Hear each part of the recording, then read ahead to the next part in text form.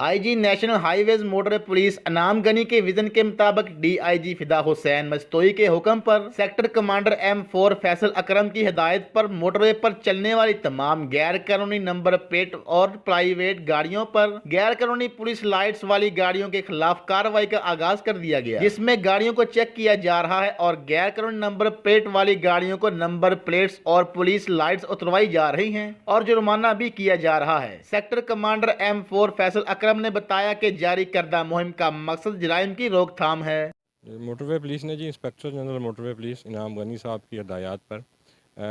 गैर नमूना और फैंसी नंबर प्लेट्स के ख़िलाफ़ एक कैंपेन का आगाज़ किया है और इस कैंपेन का मकसद ये है कि मोटरवे पुलिस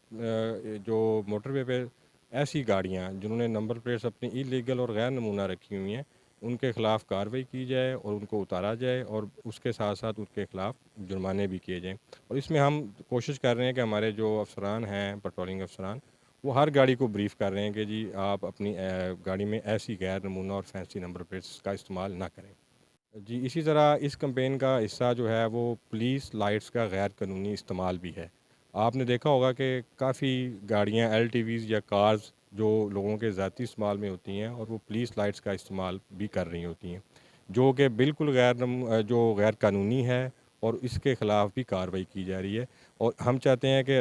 जनाब IG साहब की हदायत की रोशनी में ऐसी तमाम गाड़ियाँ जो